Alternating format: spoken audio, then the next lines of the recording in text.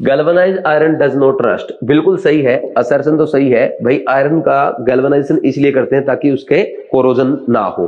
दूसरा reason, zinc has more negative electron potential than iron, बिल्कुल सही है, रीजन भी सही है। क्यों? देखो, जो आप जिंक के ऊपर, आयरन के ऊपर जिंक क्यों लगा रहे हैं? क्योंकि जिंक का जो इलेक्ट्रॉन पोटेंशियल है वो आयरन से ज्यादा नेगेटिव होता है, और जिसका ज्यादा नेगेटिव इलेक्ट्रॉन पोटेंशियल होगा उसका ऑक्सीडेशन इजीली हो जाएगा। तो जब हम आयरन के ऊपर जिंक लगा देंगे तो जिंक ऑक्सीडाइज होता रहेगा, ना कि आयरन। इसीलिए हम क्या करते हैं, जिंक का गैल्वेनाइजेशन किसके साथ करते हैं? आयरन के साथ या मैग्नीशियम के साथ, यानी ऐसी मेटल के साथ जिनका क्या है, जिनका इलेक्ट्रॉन पोटेंशियल आयरन से ज्यादा नेगेटिव होता है। तो असर्शन राइट है, रीजन राइट है, रीजन एक्सप्लेन्स असर्शन, बिल्कुल सही स्टेटमेंट है, एक्सप्लेन भी कर रहा है। तो answer 1, both are right and reason is correct explanation of assertion. For the Daniell cell, ये डेनियल सेल दे रखा है, ई नोट सेल दे दिया, इसका ई सेल दे रखा 1.1 volt. The application of opposite potential greater than 1.1 volt result into flow of electron from cathode to anode. देखो यहां पे ये बोल रहा है कि जैसे मान लीजिए हम क्या करें भाई, ये हमने क्या कर लिया, एक गैल्वेनिक सेल बना लिया, ये जिंक सल्फेट में हमने जिंक डिपॉजिट कर रखा है, जिंक डिप कर रखा है, और कॉपर सल्फेट सॉल्यूशन में कॉपर डिप कर दिया, और इन दोनों को हमने जोड़ रखा है यहाँ पे, ठीक, ये इन दोनों को जोड़ रखा है, ठीक। यहाँ पे आप मीटर लगा दो करंट चेक करने के लिए, और ये इनका सोल्ट ब्रिज से सर्किट कंप्लीट कर दिया।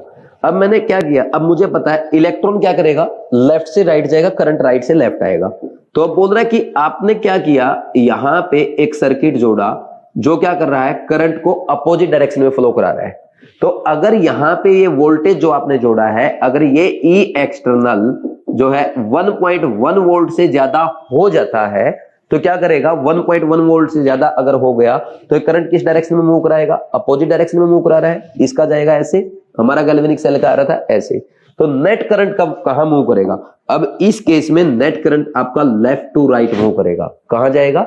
Left to right. जनरली क्या आता है, कॉपर से जिंक की तरफ आता है, तो क्या करेगा, करंट ये आई की डायरेक्शन होगी। इसने किसका पूछा है? The application of opposite potential greater than 1.1 volt result into flow of electron from cathode to anode.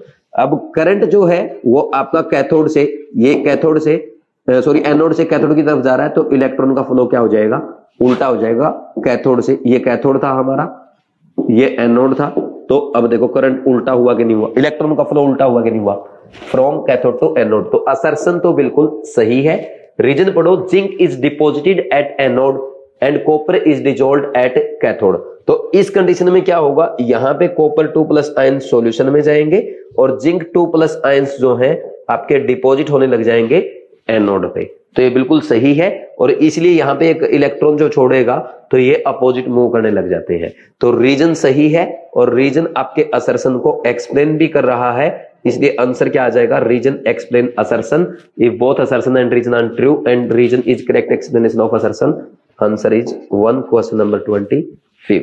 ये आपका एनसीईआरटी का क्वेश्चन है, ठीक। लिखो, नीट 2024 में एज इट इज आएगा, में आएगा, सही है ना, ये क्वेश्चन एग्जाम में आएगा। और मैं एग्जामिनर से रिक्वेस्ट करूंगा, इतना अच्छा क्वेश्चन आपके लिए अवेलेबल है, आप इस क्वेश्चन को एग्जाम में जरूर पूछें, ठीक है ना। तो 45th हो गया, क्या आंसर आया, 1 आ। फिर बताऊं, नॉर्मली क्या होता है, आपका इलेक्ट्रॉन जो है एनोड से कैथोड की तरफ जाता है, और करंट कैथोड से एनोड की तरफ जाता है। लेकिन जैसे ही एक्सटर्नल बैटरी जोड़ेंगे आप उल्टी डायरेक्शन में, जो करंट को उल्टा फ्लो करा रही है गैल्वेनिक सेल के, ठीक, और उसकी वोल्टेज ज्यादा है, तो करंट अब किसके अकॉर्डिंग चलेगा आपके गैल्वेनिक सेल में, अकॉर्डिंग टू एक्सटर्नल बैटरी। तो एक्सटर्नल बैटरी उल्टा करंट कराएगी एनोड से कैथोड की तरफ, और इलेक्ट्रॉन का फ्लो भी उल्टा हो जाएगा कैथोड से एनोड की तरफ। तो असर्शन सही, रीजन सही, रीजन उसको एक्सप्लेन भी कर रहा है। बोलो कोई डाउट नहीं है?